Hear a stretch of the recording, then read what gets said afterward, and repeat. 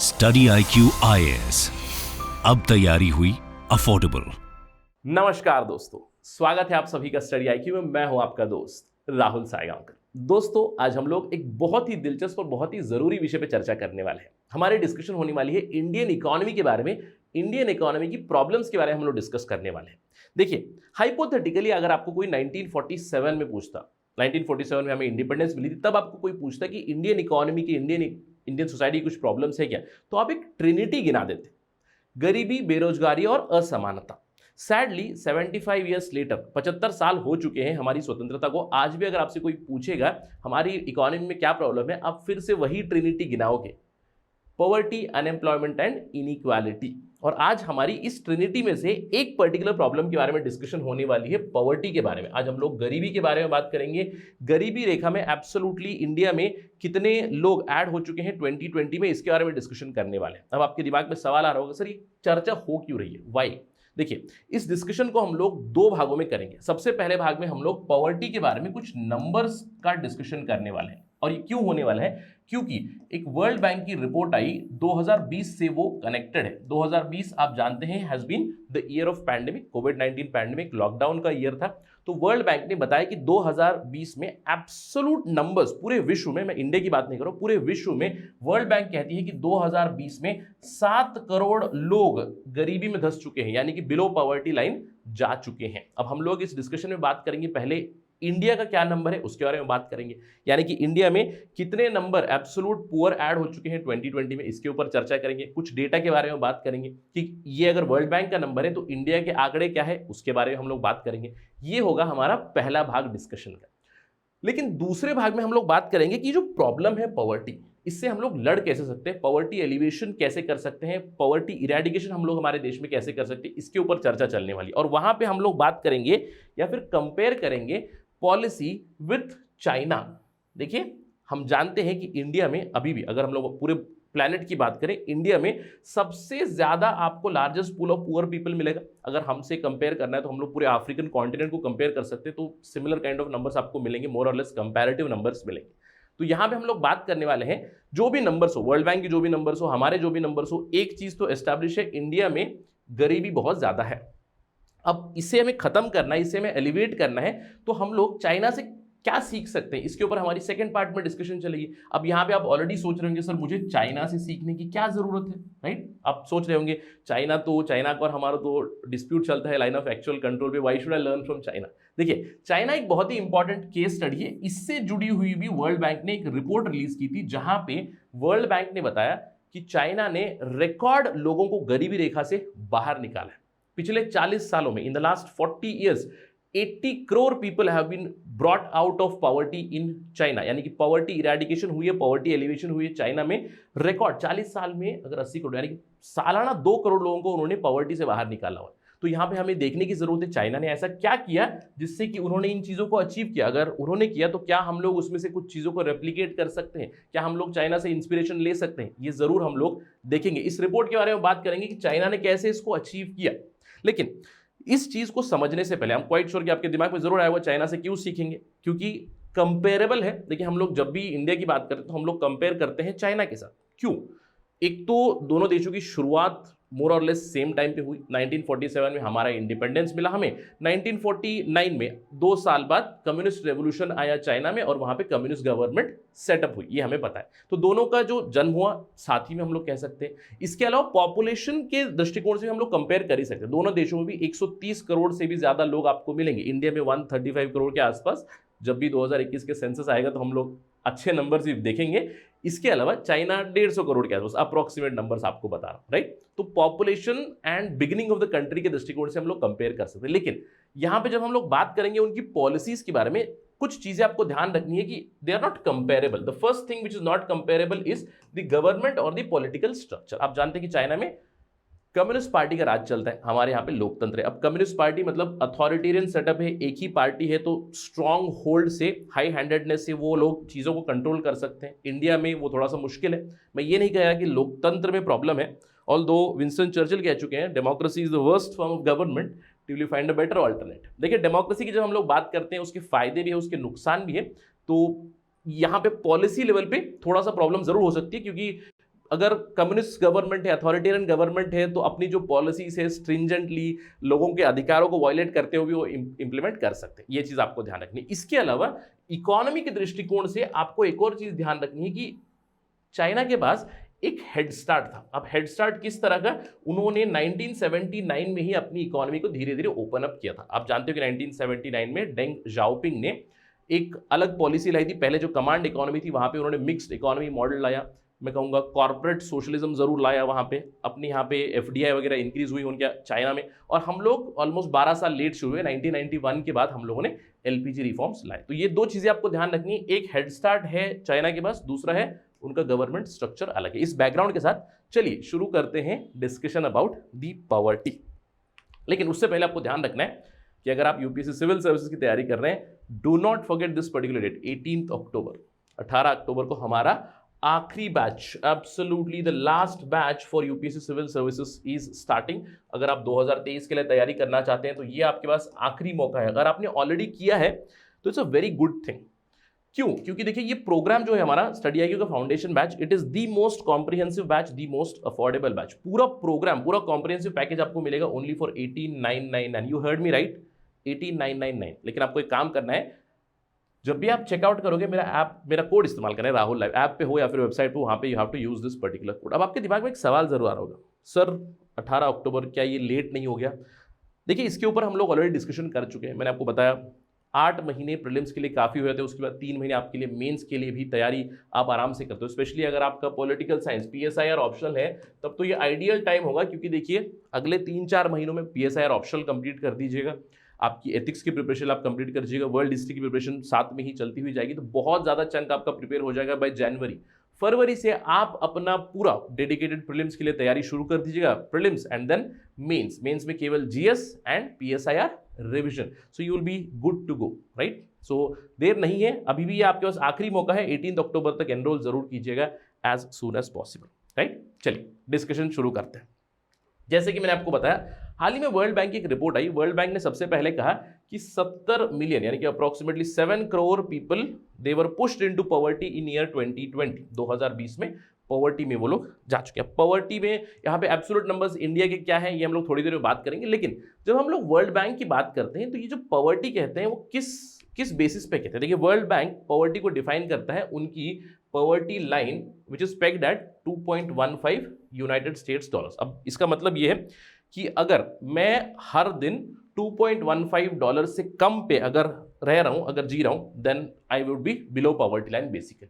अब आप सोच रहे होंगे सर 2.15 डॉलर तो काफ़ी डिसेंट नंबर है, क्योंकि अगर मैं इसको देखिए अगर इंडियन नंबर्स में अगर देखना है तो 2 डॉलर 2.15 अप्रॉक्सीमेट 2 डॉलर पकड़ लेते हैं, और एक्सचेंज रेट 80, ऑल्दो 80 से थोड़ा ज़्यादा ही है, तो आपको लग रहा होगा कि चलो ठीक है 160 रुपये के आसपास है यार, 160 रुपये प्रतिदिन तो ठीक है, राइट। लेकिन ये नंबर्स अगर आप सोच रहे हो 160 रुपये प्रतिदिन है तो ये तो गलत नंबर होगा, क्योंकि अगर 160 रुपये भी हम लोग पकड़े तो 4,800 रुपये प्रति महीने, वो भी कमी है, 5,000 भी पकड़ ले वो भी कमी है। लेकिन जब हम लोग इस नंबर को भी देखेंगे, this number has to be seen from the perspective of PPP, purchasing power parity. और अगर हम लोग इंडिया का पीपीपी और यूएस का पीपीपी कंपेयर करें तो अप्रोक्सीमेटली मैं कहूंगा ये जो नंबर है this comes down to around 50 rupees, यानी कि प्रतिदिन 50 रुपये के आसपास वो आ जाता है। तो ये आपको समझना है, ये है international poverty line which is pegged at 2.15 dollar today. तो इंडिया में अप्रोक्सीमेटली बहुत सारे लोग हैं अकॉर्डिंग टू वर्ल्ड बैंक जो इस पर्टिकुलर पॉवर्टी लाइन से नीचे हैं, और 2020 में और भी ज्यादा नंबर्स ऐड हो चुके हैं। पॉवर्टी से जो हमारी लड़ाई चल रही थी उसमें हम लोगों ने एक रिवर्सल देखा है, पॉवर्टी 2020 में इंक्रीज हुई है। एब्सोल्युटली हम लोगों ने 7 करोड़ लोगों को, पूरे विश्व में 7 करोड़ लोगों को पॉवर्टी लाइन से नीचे जाते हुए हम लोगों ने देखा है। अब इसमें जब हम लोग वर्ल्ड बैंक की बात करते हैं तो उन्होंने नंबर्स क्या बताए। देखिए यहाँ पे एक तरफ है सब सहारन अफ्रीका, दूसरी तरफ है इंडिया। अलग अलग देशों का भी यहाँ पे देखो, पाकिस्तान, बांग्लादेश, येमेन एटसेट्रा, यहाँ पे भी पॉवर्टी के नंबर्स एब्सोल्युटली इंक्रीज हुए हैं। लेकिन वर्ल्ड बैंक की रिपोर्ट ने एक अनयूजुअल सा डेटा दिया, जहाँ पे इन्होंने इंडिया के लिए they relied on the data of CMI के centre for monitoring for Indian economy. अब इनके डेटा के आधार पे वर्ल्ड बैंक ये कहती है कि 2020 में 56 मिलियन यानी कि 5.6 करोड़ लोग पॉवर्टी लाइन से नीचे जा चुके हैं इंडिया में, और मैंने आपको बताया पूरे विश्व में कितना था, अप्रोक्सीमेटली 7 करोड़ के आसपास। That means 80% of the poor people in 2020 who are pushed into poverty वो इंडिया से है। Right. I am quite sure कि आप सोच रहे होंगे सर ये मुझे लग रहा है, थोड़ा डाउट लग रहा है मुझे वर्ल्ड बैंक की डेटा के ऊपर। यस, अगर लग रहा है तो तभी आप कुछ कर नहीं सकते। क्यों? क्योंकि yes, may be you deny और may be you dispute these numbers, because World Bank ने सीएमआई के डेटा को लेते हुए ये नंबर्स को बताया ऑफिशियली 5.6 करोड़, लेकिन इंडियन गवर्नमेंट की तरफ से पॉवर्टी रिलेटेड डेटा अभी तक रिलीज हुआ ही नहीं। आप यहां पे देख सकते हो खबर, government won't release the consumer expenditure data for 2017-18 citing quality issues, यानी कि सरकारी नंबर्स नहीं है, एनएसएसओ के डेटा, एनएसएसओ का जो डेटा है अभी तक रिलीज नहीं हुआ है, इसीलिए वर्ल्ड बैंक ने सीएमआई का डेटा लिया और उसके डेटा के बिना पर ये नंबर्स बताए। बट नॉनदलेस, ये मैंने आपको डिस्कशन की शुरुआत में ही बताया, सबसे पहली चीज डेटा का इशू है, हमारे पास डेटा अप्रोप्रिएट नहीं मिला है। बट एक चीज तो एस्टैब्लिश है कि इंडिया में पुअर पीपल या फिर पॉवर्टी हम लोग कह सकते हैं, इट इज एक्सटेंसिव, या आई होप कि इसको कोई डिस्प्यूट नहीं कर रहा है या फिर इसको कोई डिनाई नहीं कर रहा है, राइट। ये तो चीज एस्टैब्लिश है, नंबर्स आर सेकेंडरी।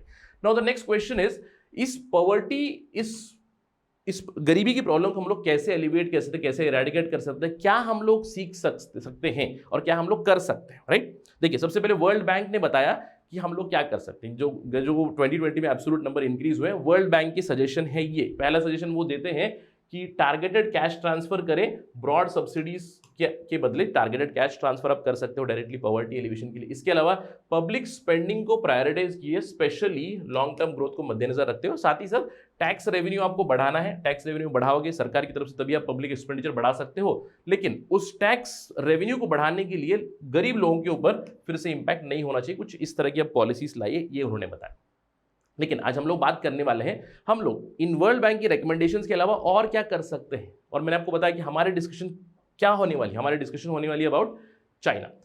देखिए, ये रिपोर्ट रिलीज हुई थी 4 decades of poverty reduction in China, world Bank की रिपोर्ट है, world bank in collaboration with the Chinese authorities. इन्होंने देखा कि चाइना की पॉलिसीज की वजह से उन्होंने जो भी सेटअप किया था, उन्होंने जो भी प्रोग्राम्स लाए थे, जिस तरह की डेवलपमेंट उन्होंने की, उसकी वजह से इन्होंने 40 सालों में, राइट, अप्रोक्सीमेटली फ्रॉम 1981 टू 2017, मैं कहता हूं 2020 तक, इन्होंने 80 करोड़ लोगों को पॉवर्टी से बाहर निकाला। ये अभी तक का रिकॉर्ड है, राइट, ये अभी तक का रिकॉर्ड है। आप देख सकते हो चाइना में जिस तरह से, here is a number, right, 80 crore population को उन्होंने पॉवर्टी से नीचे लाया। रेस्ट ऑफ द वर्ल्ड का भी परफॉर्मेंस चाइना के साथ कंपेरेबल भी नहीं है, राइट। दूसरा यहाँ पे EAP, right, basically east Asia Pacific की कंट्रीज को कंपेयर किया हुआ है। बट हम लोग यहाँ पे बात कर सकते हैं कि चाइना ने रिकॉर्ड नंबर लोगों को पॉवर्टी से, गरीबी रेखा से बाहर निकाला पिछले 40 साल में। अब ये इन्होंने कैसे किया, इस पर्टिकुलर रिपोर्ट में बताया गया कि क्या ड्राइवर से, क्या इनसाइट्स हम लोग ले सकते हैं, इंडिया के लिए, पूरे विश्व के लिए क्या किया जा सकता है। तो चलिए इसको समझते हैं कि चाइना ने एग्जैक्टली पॉवर्टी एलिवेशन कैसे किया, चाइना की क्या स्ट्रैटेजी रही है। देखिए, ब्रॉडली अगर मैं बात करूं, चाइना की स्ट्रेटजी रही है ये, आप देख सकते हो 2 पिलर्स, चाइना के 2 मेन पिलर रहे हैं ऑफ पॉवर्टी रिडक्शन। अब उसमें पिलर नंबर 1 है broad based economic transformation, absolutely जरूरी है किसी भी देश के लिए, और दूसरा है पॉवर्टी एलिवेशन स्ट्रैटेजीज। किस तरह की पॉवर्टी एलिवेशन स्ट्रैटेजीज उन्होंने लाई, राइट। देखिए, मैं इस चीज के ऊपर फोकस नहीं करने वाला हूं, क्योंकि हम जानते हैं कि 1970s 80s से इंडिया में गरीबी हटाओ का प्रोग्राम चल ही रहा है, तो हम लोग अलग अलग पॉवर्टी एलिवेशन स्ट्रैटेजीज ला रहे हैं। तो let us not focus on this particular part, we have many schemes. लेकिन मेरा डिस्कशन का मेन मुद्दा रहेगा यहाँ पे, क्योंकि यहाँ पे कुछ चीजें हैं जो हम लोग कंपेयर कर सकते हैं, चाइना ने यहाँ पे क्या चीजें की, कैसे की, क्या हम उन चीजों को रेप्लिकेट, कॉपी, मैंने कहूँगा कॉपी, क्या हम चीजों से कुछ इंस्पिरेशन लेकर इंडिया स्पेसिफिक पॉलिसीज ला सकते हैं, इसके ऊपर हमारी चर्चा चलेगी। तो इन्होंने ब्रॉड बेस्ड इकोनॉमिक ट्रांसफॉर्मेशन कैसे लाया, through 4 things: growing agriculture productivity, through incremental industrialization, through managed urbanization and through infrastructure। आपको ये 4 चीजें ध्यान देनी पड़ेगी, these are the 4 things। और इन 4 चीजों के बारे में देखेंगे कि इंडिया क्या कर सकता है। अब इसके साथ ही साथ मैंने आपको ऑलरेडी पॉइंटर तो बताया कि इंडिया और चाइना के बीच में डिफरेंस, इफेक्टिव गवर्नेंस, ये एक डिफरेंस रहेगा। जैसे कि मैंने आपको बताया, कम्युनिस्ट पार्टी की पॉलिसीज हाई हैंडेड पॉलिसीज होती हैं, लोगों के अधिकार वॉयलेट वो कर सकते हैं। इनफैक्ट उन्होंने बहुत सारे लोगों के अधिकारों को वॉयलेट किया, उसके बाद ये सारी पॉलिसीज से उन्होंने पॉवर्टी एलिवेशन भी किया। हम लोग देखते हैं इस चीज़ को। सबसे पहली चीज़, ग्रोइंग एग्रीकल्चर प्रोडक्टिविटी। देखिए, यहाँ पे इंडिया, मैं कहूँगा, बहुत चीज़ें सीख सकता है, we can learn a lot of things here. सबसे पहली चीज़ आपको ये जाननी है कि इंडिया में अगर हम लोग पॉलिसी की बात करें, देखिए हम लोग कहते हैं कि प्राइमरी सेक्टर एग्रीकल्चर है, एग्रीकल्चर से हम लोग इंडस्ट्री की तरफ मूव होते हैं, इंडस्ट्री या फिर हम लोग मैन्युफैक्चरिंग की बात करते हैं, then we move on to something called as the services sector, correct. First stage, second stage, third stage पे। लेकिन इंडिया की अगर हम लोग इकोनॉमिक ट्रांसफॉर्मेशन की बात करें तो कहीं ना कहीं हम लोगों ने इस स्टेप को स्किप किया हुआ है और ये एक बहुत बड़ी प्रॉब्लम है, इसको रिजॉल्व करने की जरूरत है। अब देखिए, जैसे आप एक्नॉलेज कर दोगे कि आपका प्राइम मूवर इकोनॉमी का क्या है, अगर प्राइम मूवर एग्रीकल्चर है तो एग्रीकल्चर के बेसिस के ऊपर ही industry, manufacturing and then we can move to services. लेकिन इंडिया में एग्रीकल्चर को प्राइम मूविंग फोर्स पहले माना गया, फिर इंडस्ट्री के ऊपर फोकस हुआ, फिर वापस एग्रीकल्चर के ऊपर फोकस हुआ। लेकिन चाइना ने क्लियरली शुरुआती दौर से ही एग्रीकल्चर को अपना प्राइम मूविंग फोर्स माना था और एग्रीकल्चर प्रोडक्टिविटी में उन लोगों ने बहुत सारी चीजें की। अगर आप यहां पे देख सकते हो कि चाइना ने क्या किया और हम भी ये चीज कर सकते हैं। देखिए, behind the increase in agriculture productivity सबसे पहली चीज चाइना ने क्या किया, लैंड रिफॉर्म। अब यहां पे मैं क्वेश्चन डाल सकता हूं, इंडिया में land reforms have not been rather successful. दूसरी चीज है लिबरलाइजेशन ऑफ आउटपुट, इंडिया ने भी ये किया हुआ है। इसके अलावा नेट एग्रीकल्चर सब्सिडीज हम लोग भी यहां पे देते हैं। मैसिव इन्वेस्टमेंट किया, देखिए massive investment where, massive investment in mechanisation, irrigation and modern inputs. अब यहां पे इंडिया भी मैसिव इन्वेस्टमेंट्स कर रहा है, लेकिन कहीं ना कहीं आउटपुट के साथ प्रॉब्लम चल रहा है। मैकेनाइजेशन की जरूरत है इंडिया में भी, इरिगेशन फैसिलिटीज की जरूरत है, मॉडर्न इनपुट की जरूरत है, वैल्यू चेन में भी बदलाव लाने की जरूरत है। यानी कि हम लोग हमेशा एपीएमसी की प्रॉब्लम्स गिनाते हैं, तो हर एक एस्पेक्ट में India is work in progress, China has moved ahead. In fact मैं उदाहरण दे सकता हूँ, देखिए मैं हमेशा कहता हूँ कि हमारे यहाँ पे भी, मतलब मेरे गाँव में भी, यहाँ से 60 किलोमीटर दूर है जहाँ से मैं काम करता हूँ, बेसिकली मेरा गाँव 60 किलोमीटर दूर है। वहाँ पे अभी दिक्कत देखिए क्या हो रहा है, सोयाबीन है हमारा वहाँ पे, उसकी हार्वेस्ट करनी, लेकिन पिछले 10 दिनों से कंटिन्यूसली बारिश ही हो रही है। अब हार्वेस्ट कैसी होगी कि जब भी आपको फसल हार्वेस्ट करने का समय आता है तो एक पीरियड होता है जिसमें जो फली है वो जब सूख जाती है उसके बाद आपको हार्वेस्ट करना है। लेकिन अगर ये टाइम चला गया उसके बाद आपका यील्ड और भी कम आएगा, उसके बाद और भी प्रॉब्लम्स आएगी। So this is one specific problem that I am telling you that everybody is facing, specially Maharashtra, Karnataka, Andhra, Telangana में सभी लोग इस चीज़ को फेस कर रहे हैं, क्योंकि खरीफ फसल की जो अभी हार्वेस्टिंग होनी थी वो नहीं हुई। अगर हार्वेस्टिंग अभी नहीं होगी मतलब राबी के लिए आपका जो सोइंग है वो भी देर से होगा, तो आप एक विशियस साइकिल में फंस जाते हो। तो इन सभी चीजों को रिजॉल्व करने की जरूरत है। कहीं ना कहीं एग्रीकल्चर प्रोडक्टिविटी को ग्रो करना बहुत जरूरी है। पॉवर्टी एलिविएशन के लिए agriculture productivity enhancement is very very important. क्यों? क्योंकि हमारे देश में अभी भी हम लोग कह सकते हैं almost 50% of the people they rely on agriculture. तो अगर हम लोग इस चीज को, जो प्राइम चीज है, यहाँ पे प्रोडक्टिविटी बढ़ा देंगे, यहाँ पे इनकम बढ़ा देंगे, तो पॉवर्टी रिडक्शन, पॉवर्टी एलिवेशन की जा सकती है। दूसरा एस्पेक्ट है इनका प्रोग्रेसिव इंडस्ट्रियलाइजेशन। अब यहां पे मैं कहूंगा एक बहुत बड़ा क्वेश्चन मार्क, ऑल्दो इस चीज की जरूरत है, progressive industrialisation, better jobs for more people, लेकिन चाइना ने इस चीज को कैसे अचीव किया? अगर आप देखोगे यहां पे, how did China achieve progressive industrialisation, right? China ने क्या किया, अपने लेबर कॉस्ट को लो रखा, लेकिन इन्होंने इस चीज को कैसे मैनेज किया? I want you to read this.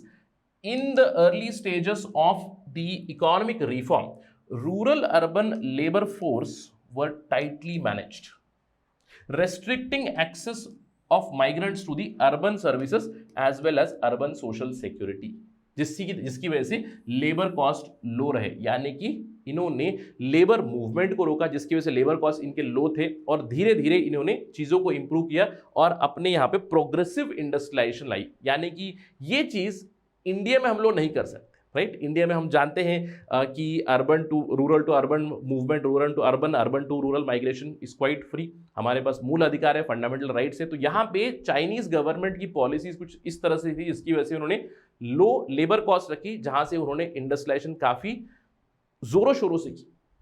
पहले 3 दशकों में 1980 से 2010 तक मैं कह सकता हूं डबल डिजिट ग्रोथ थी इनकी, which was one of the factor जिसकी वजह से वो poverty elevation strategies, poverty reduction programmes को वो रन कर पाए। तो यहाँ पे इंडिया को प्रोग्रेसिव इंडस्ट्रियलाइजेशन लाने की जरूरत है, बेटर जॉब्स और बेटर पीपल की जरूरत है, again with in the norms of democracy I would say, right? तो सेकेंड पॉइंटर पे हमें बदलाव लाने की जरूरत है जरूर, राइट? थर्ड एस्पेक्ट क्या है? Managed urbanisation. अगेन फिर से यहाँ पे आप देख सकते हो कि कम्युनिस्ट पार्टी को एक बहुत बड़ा एडवांटेज है, इन्होंने अपनी अर्बनाइजेशन को मैनेज किया। और अर्बनाइजेशन से आज देखिए इंडिया में बहुत बड़ी प्रॉब्लम चल रही है। हम लोग कहते हैं कि पॉवर्टी है, गरीबी है, रूरल ग्रामीण भागों में भी गरीबी है और अर्बन एरियाज में भी गरीबी है, और rural poor and urban poor their problems are different. That's why we need urban poverty elevation strategies, rural poverty elevation strategies. लेकिन चाइना ने ये चीज होने नहीं दिया, राइट। चाइना ने देखिए मैनेज्ड अर्बनाइजेशन किया। अब इन्होंने ये कैसे किया,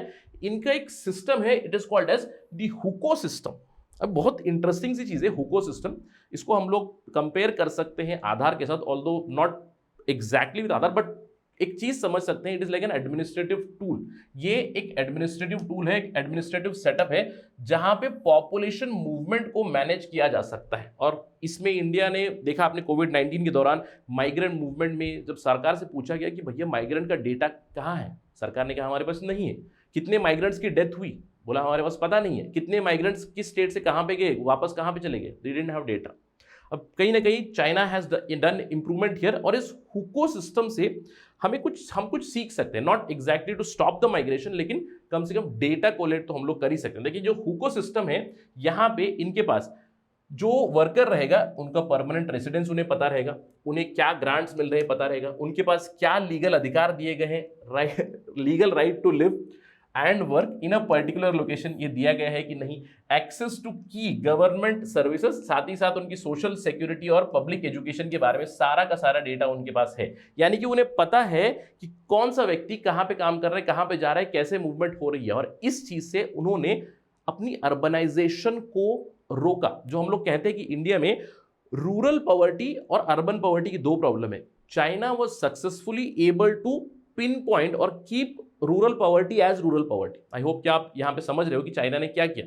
चाइना ने जो रूरल लेवल पे पॉवर्टी है उसको अर्बन लेवल पे उन्होंने स्प्रेड होने नहीं दिया, धीरे धीरे उन्होंने अर्बनाइजेशन कराया। इसीलिए प्रोपोनेंट्स ऑफ हुको सिस्टम वो आर्ग्यू करते हैं कि it played a very important role in preventing urbanisation of poverty, और यहां पे कहीं ना कहीं वो सक्सेसफुल रहे। लेकिन यहां पे आप एक प्रॉब्लम जरूर देख सकते हो कि अगर समझ लीजिए मैं एक वर्कर हूं और हुको सिस्टम में हूं, चाइना के पास मेरा डेटा पड़ा, समझ लीजिए मैं एक जगह से, अब I want to go from a rural area to Beijing, अनुमति नहीं है वहां पे जाने की, राइट। जब सरकार कहेगी तभी आप जा सकते हो, तो यहाँ पे तो मेरा right to movement, right to residence, right to work, बहुत सारी चीजें वायलेट हुई, but China is able to do it, right. So India has to come up with some sort of a plan जहां पे अर्बनाइजेशन को और भी अच्छे से हम लोग प्लान कर सकते हैं आगे चल के। अगेन हुको से इंस्पिरेशन ले सकते हैं, not forceful things but some sort of persuasive steps can be brought, जिसकी वजह से हम लोग माइग्रेशन को थोड़ा सा मैनेज जरूर कर सकते हैं। ये एक चाइना के पास बहुत ही एडेड एडवांटेज, यानी कि दो एडवांटेजेस हुए चाइना के पास, progressive industrialisation and manage urbanisation. अब चौथी चीज क्या की भैया, इन्होंने इंफ्रास्ट्रक्चर को डेवलप किया। अब यहाँ पे तो नो कॉम्प्रोमाइज, क्योंकि इंडिया को भी इस चीज की जरूरत है, एक बहुत बड़ा पॉजिटिव है ये, और हमें भी ये कहीं ना कहीं करने की जरूरत है। यहाँ पे हम पीछे जरूर रहे, एग्रीकल्चर प्रोडक्टिविटी बढ़ाने में और इंफ्रास्ट्रक्चर डेवलपमेंट में हम लोग थोड़ा सा पीछे जरूर रहे। अब यहाँ पे भी आपको लग रहा होगा सर चाइना ने कैसे किया। Of course government effectiveness, government का उनका फायदा तो है, लेकिन इसके अलावा इंफ्रास्ट्रक्चर डेवलप करने के लिए सबसे जरूरी चीज भैया पैसा कहाँ से लाया इन्होंने।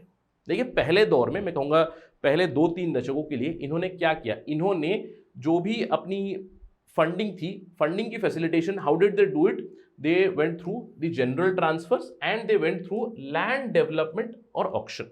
यानी कि फाइनेंसिंग के मींस उन्होंने अपनी तरफ से लैंड की फाइनेंसिंग, लैंड को उन्होंने बेचा, लैंड से फाइनेंसिंग की, गवर्नमेंट की तरफ से बहुत सारे ट्रांसफर दिए, यानी अपनी तरफ से उन्होंने बहुत सारा पैसा डाला। और इस पैसे से उन्होंने किया क्या, इस पैसे से उन्होंने इंफ्रास्ट्रक्चर डेवलप किया, infrastructure with respect to construction, roads बनाए, इंटरसिटी एक्सप्रेसवेज बनाए, इरिगेशन की facilities, construction of rural roads, irrigation facilities, बहुत सारा infrastructure, energy, water, safe water connectivity, बहुत सारी चीजें इन्होंने की, जिसकी वजह से पॉवर्टी एलिवेशन जरूर हुई। और फाइनेंसिंग शुरुआती दौर में इन्होंने अपने हिस्से की, अपने हिस्से जनरल गवर्नमेंट ट्रांसफर और लैंड डेवलपमेंट फाइनेंसिंग से। ऑल्दो मैं बहुत ही क्रूडली आपको बता रहा हूं, बट अगर आप रिपोर्ट में जाओगे तो और भी बहुत सारे स्टेप्स मिलेंगे, बहुत सारे केस स्टडीज मिलेंगी, बहुत सारे एग्जांपल्स मिलेंगी, बट मैं आपको एक ओवरव्यू दे रहा हूं। लेकिन ये जो फाइनेंसिंग की जो उन्होंने, उनके पास एडवांटेज था, वो कहीं ना कहीं 2010 के बाद, मैं कहूंगा जो पहला रिसेशन आया था 2008 में, उसके बाद इन्होंने भी वही मेथड्स फॉलो की जब इंडिया कर रहा है, basically large debt financed infrastructure यही आ रहा है। ऑल्दो वो कहते हैं कि it is not highly sustainable, but अभी right now they are going through debt financed infrastructure only, जो हम लोग कर रहे हैं। यानी कि पहले मैं कहूँगा 2 दशकों के लिए, 3 दशकों के लिए उनके पास काफ़ी ज़्यादा फायदा था। उन्होंने अपनी लैंड रिफॉर्म्स लाई, लैंड बेस्ड पॉलिसीज लाई, गवर्नमेंट की तरफ से बहुत ज़्यादा उन्होंने फाइनेंसिंग की, क्रॉस सब्सिडाइजेशन भी की उन्होंने भी, यानी कि अगर लोगों को सर्विसेज मिल रही है वहाँ पे भी उन्होंने टैक्स किया, उससे भी उन्होंने टैक्स रेवेन्यू वगैरह लिया, हम लोग भी ये करते हैं। But nonetheless in the first half they went for self financing, second debt financing, जो हम लोग अभी कर रहे हैं। लेकिन इंडिया में भी financing is a big problem. But nonetheless जो चौथा पॉइंटर था infrastructure, there is no compromise, India has to learn here extensively from China, right. अब मैंने आपको बताया कि हम लोग क्या डिस्कस करने वाले, कैसे चाइना ने पॉवर्टी को एलिविएट किया। अगर हम लोग बात करें यहाँ पे किन चीज़ों को हम लोग रेप्लिकेट कर सकते हैं, किन चीज़ों से हम लोग इंस्पिरेशन ले सकते हैं, एब्सोल्युटली प्रोडक्टिविटी को बढ़ाने की जरूरत है, इंफ्रास्ट्रक्चर वाइज बिल्कुल इन्वेस्टमेंट की जरूरत है। लेकिन इन दोनों एस्पेक्ट्स में हमारी जो लिमिटेशन होगी वो मेनली लिमिटेशन होगी with respect to the government effectiveness, government policies, क्योंकि चाइनीज गवर्नमेंट के पास यहाँ पे एक बहुत ही एडेड एडवांटेज होगा because of their political structure. इसके अलावा again of course poverty elevation strategies भी इन्होंने की, जैसे कि मैंने आपको बताया area based poverty elevation strategy की इन्होंने क्या किया कि भैया रूरल पॉवर्टी को अगर स्प्रेड होने ही नहीं दिया तो रूरल एरिया में फोकस कर दिया। सोशल प्रोटेक्शन पॉलिसीज लाई जो इंडिया में भी चलती है, टारगेटेड पॉवर्टी एलिवेशन स्ट्रेटजी लाई जो इंडिया में भी चलती है। तो कहीं ना कहीं these things are there, more and more effectiveness and better implementation is needed. I hope कि आपको समझ में आ गया कि चाइना ने कैसे किया और हम लोग क्या कर सकते हैं, हमारी लिमिटेशन क्या है। हम लोग धीरे धीरे, for India it is a longer game, slowly and steadily हम लोग चीज़ों को इंप्रूव करने की कोशिश कर रहे हैं। Let us hope that this happens. और मैंने आपको बताया जिस रिपोर्ट के बारे में बात कर रहे थे, आशा करते हैं कि इस तरह की रिपोर्ट ज़रूर इंडिया के बारे में है कि इंडिया ने कैसे इरेडिकेट किया poverty, probably in the next 10 years 20 years, जब भी होगा फिर से हम लोग डिस्कशन ज़रूर करेंगे। आशा करता हूँ कि इससे आपको काफ़ी सारी इनपुट्स मिल चुकी हैं कि क्या किस तरह की पॉलिसीज़ ला सकते हैं, पॉवर्टी के नंबर्स में और ज़्यादा ट्रांसपेरेंसी की ज़रूरत है, किस तरह के स्टेप्स की ज़रूरत है, क्या चाइना ने किया। That was the idea. अगर इस चीज़ के प्रति कोई अपडेट आएगी, कोई खबर आएगी तो हम लोग फिर से डिस्कस जरूर करेंगे on study IQ। But that is it right now from my side. Thank you for watching this. जय हिंद।